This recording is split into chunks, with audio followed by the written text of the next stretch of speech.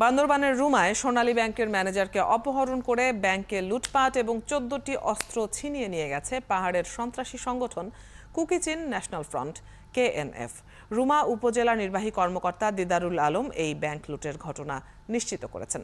তিনি জানান, মঙ্গলবার রাত 9টার দিকে কেএনএফ-এর অস্ত্রধারী 70 থেকে 80 জনের একটি সন্ত্রাসী দল রুমা সোনালী ব্যাংকে হানা দেয়। এরপর অস্ত্রের মুখে ব্যাংকের নিরাপত্তায় নিয়োজিত পুলিশ ও আনসার সদস্যদের জিম্মি করে তাদের 10টি অস্ত্র ছিনিয়ে নেয়। এ সময় পাশের ইউএনও অফিসের নিরাপত্তা কর্মীরা এগিয়ে এলে তাদেরকেও আটক করে 4টি অস্ত্র নিয়ে নেয়।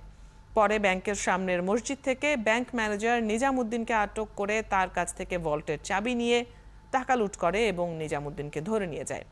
উপজেলা নির্বাহী কর্মকর্তা আরও জানান, ছিনিয়ে নেওয়া অস্ত্রের মধ্যে রয়েছে পুলিশের 8টি চাইনিজ রাইফেল, 2টি এসএমজি, আনসারদের 4টি শটগান, এসএমজির 60 রাউন্ড, চাইনিজ রাইফেলের 3